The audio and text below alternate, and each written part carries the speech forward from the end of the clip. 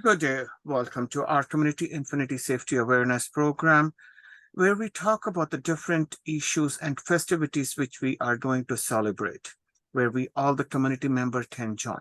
Before we go further, we would like to acknowledge we are on Treaty Land 6. This month is very religious for all the religions we have in South Asian community, which includes Hinduism, Buddhism, Sikhism, Jainism.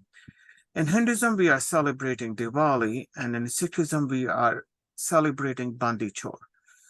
We have today Ranjit Bhatt, who does not need any introduction. He's a community worker, well-known person in community in whole Edmonton, I say whole Alberta or Canada. And he has taken a time to come and let us know about the importance of Bandi Chhor, what's the history behind it, and how we celebrate. Thank you, Ranjit, for taking your time to joining us and giving us information and enlightening us about the Bandi Chhor. Thank you, Sunny, for having me, and thank you to all your viewers for letting me come on your platform. Thank you. Ranjit, as we talk about this month, we are celebrating the festivals. It's a festive month for the community, right? In Sikhism, we celebrate Diwali as a Bandi Chhor, if I'm correct. Could you tell us a little bit more why it called Bandi Chhor? Bandi means if I translating, Bandi means is a prisoner, Chhor means it got released. If I am wrong, please correct me, and if you tell me what it means that. Bandi Chhor Divas is, it's a festival. It's a very special day for Sikhs, not just Sikhs, for because the significance of the holiday itself. It is the day that Guru Hargobind Singh Ji had 52 kings released from Gwalior jail with him. And how he got them released is the Mughal emperor back then, allowed him to go and said that you can be released. And he said, you can take anybody or anyone that is connected to you. So they had Guruji had a special clothing made for him, which was this the robe that he wore, which was created with 52 outlets for each of the kings, and they grabbed onto one of these outlets, and that's how he was able to get 52 of the Hindu kings out. That's why it's so significant in not just in Sikhism, but even in Hinduism and all over India and in other parts of other religions as well. It shows, it signifies that, especially Sikhism is for everybody, and it respects all religions. And that's what Guru Hargobind Singh Ji showed that day, while he got all these Hindu Rajas, and Rajas meaning kings, released from this jail that day. So that's a historical background. That's what you're trying to say. That's right. That's the specialty behind the festival there. And how do we celebrate Bandi Chhor? It's a holiday that is filled with lights, celebration, the coming home of Guru Hargobind Singh Ji, the coming home of these 52 Raje. It's a good over evil. When a lot of people now, they like to go to the Gurdwara, the temple, the mandir, and they like to get involved in the daily prayers, light divas, or candles, eat sweets, give to the needy, the poor, share their wealth, and that's how most Sikhs are celebrating Bandi Chhor Divas. So, do you have a time frame when it happened, like historically when it happened?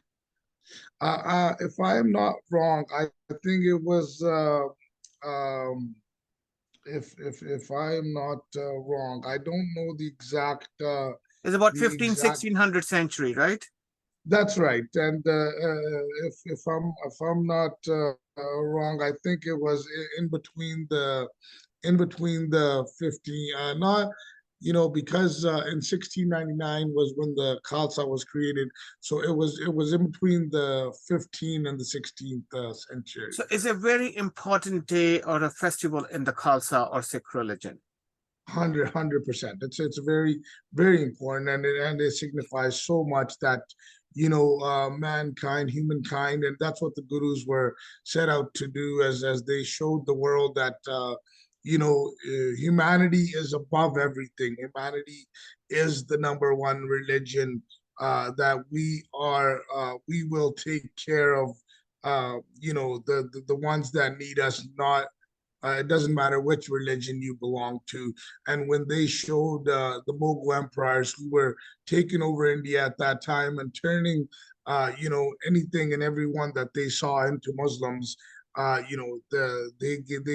were turned away by the gurus, when the Hindus, Rajas that couldn't protect themselves, or other even Sikhs, or Muslims that weren't saying or doing, or Christians that weren't doing what the Mughal emperors wanted them to do, and they were converting them by force.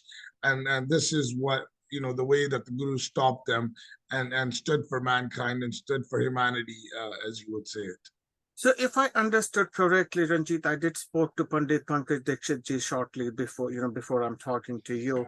And we talked about Diwali festival, where we say is a festival of victory of humanity, or the truth, or the good over, evil, goodness, right?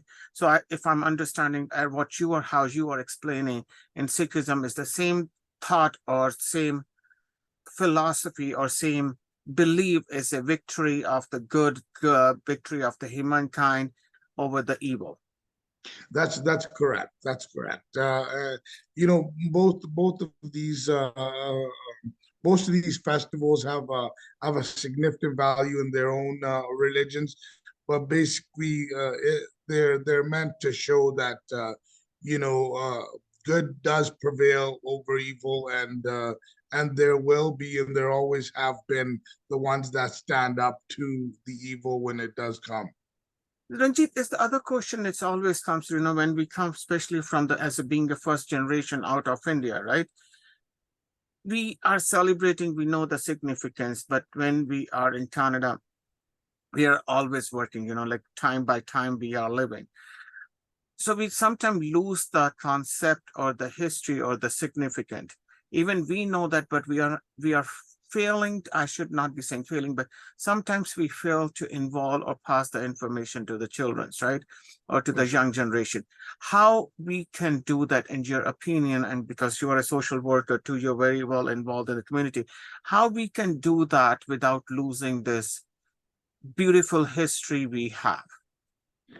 Sonny, this is a topic that's in every family right now, even with what's going on in the world right now, with war, and in different parts of the world, all this killing that is going on, all this evil that is happening in its own way right now.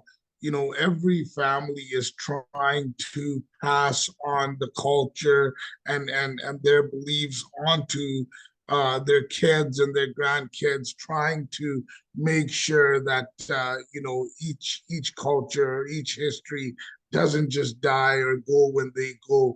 And the way that I look at it best is, if it starts with your family, and it starts with your house, and it starts with your home. And if if you want to pass it on to the next generation, or if you want to save it, uh, and make sure that your kids are getting the best of what we grew up with, the culture and the history, and all these great events that we grew up with. We need to make sure that it starts with our with our house. And the best way to do that is, to have these conversations with kids at your own house when you're sitting down with them. Tell them, create fun events, tell them the significance, show them videos. There's a lot of stuff now that you can actually have that will kind of work with the new generation. It's translated into English. It's made fun. There's cartoon videos of stuff. Like, you need to make sure that the values start at home before you can send them to religious schools. You can send them to classes, but if you're not following these things yourself at home, as mom and as dad, and if your the grandparents aren't in the lives of the little ones, then it's really hard for us to pass this on. Because going to Sunday school to learn Punjabi is okay, but that 1 hour that kid's there, he might learn a little bit of Punjabi and a little bit of the culture. But if you're really starting it off at your house, and you're implementing these things little by little, speaking the language, or creating fun events with the kids when the holidays come up. As you see in the Western world, Christmas is actually a religious holiday, right? It's actually the birth of Jesus Christ, and even Easter is Good Friday and Monday. Like, all of these Western holidays are actually religious holidays, but they have created events around these significant dates to get the kids involved and make them fun and enjoyable, so these dates stay stamped in their heads. That's something that we have not been able to do, as even in Hinduism or even in Sikhism. We haven't been able to do that. It's always been serious, serious, serious, serious, serious. And that is something like, I am no one to teach anybody, but like, what I think is, we need to involve a little bit of these things into these religious holidays and these dates, because they're very important. Like Bandi Chhor Divas is very, very important. But how do we make sure that our kids know what it is, and how do we make sure that they remember the message behind it? And I give it up to the Christian, to the Western culture, because they've been really good at making each date stamped in history. And now kids know about Christmas, kids know about Easter, kids know about even leprechauns and the gold at the end of the rainbow, right? Like, all these dates have actually a religious meaning and a religious significance behind it. So I think it starts at home, and I think we need to, at the same time, make it a little bit enjoyable for everybody, because the little ones, they learn at a different way and a different pace, right? Ranjit, you brought two very important things in a conversation, right? It's the diversity, multiculturalism, and involving the everyone, like not only the kids, like everyone.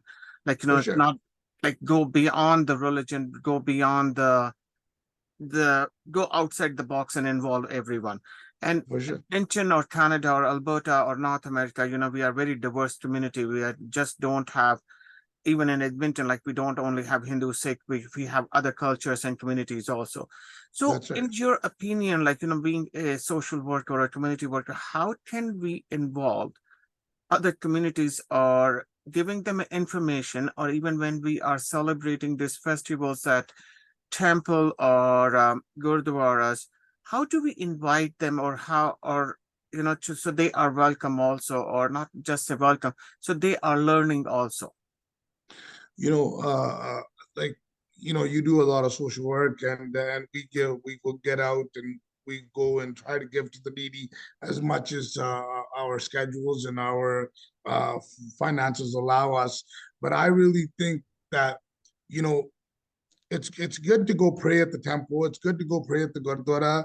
But when you're donating a bag of flour, or when you're donating milk, or when you're spending hundreds of dollars on sweets that are just are no good for anybody, uh, maybe take that money and go buy some food, and go out there, go to the homeless shelters, and go out in the community, and set up something where you're donating these things, and at the same time, and you're telling people why you're doing it. What is the reason that you're out here today doing these things? And that way, you're helping people out, and at the same time, you're conversating with people, and getting them involved and learning in these festivals that you would say, right? Rather than just keeping it to ourselves, as going to the mandir or the gurdwara, and just keep. It's better to, you know, be a little bit more wider open as to helping people out, and at the same time, you're teaching people, you know, why these dates are important, and what we're celebrating, and what is going on. You know, even with Diwali is a big festival, but at the same time, we need to make sure that we tell the story behind Diwali, rather than just being fireworks and diva lightings going on, right? Ranjit, I do agree with you, like why to feed the people, like, feed the people who need it, right? Like That's right. just not buy the box of sweets, like me bringing the box to your house, or you're bringing to my house, is a good gesture, but you don't need it. That No, I, no, I, don't take me wrong, you don't need the box of sweet from me, but instead of giving it to you, but and on your name, I can give it to the people or the kids who actually need it. 100%, 100%. Ranjit, I know you are running out of time too. What message would you like to give to the community? You know, I like to tell people, get involved. We are a very diverse and multicultural province, a city, a country, and there's so many great things that we can learn from each other. Let's start to listen and talk and learn from one another. Let's become friends. Let's find out what each person is about. If you've always had a question in your mind, hey, why are these people like this, or why these, what is Diwali? Maybe get out and ask them what Diwali is. Find out from your neighbor what they celebrate. Like, talk to one another. It's good to have conversations, and I think that's what we need more of. We need more communication, because the more communication we have, the better understanding we have, and the better it is when we understand one another.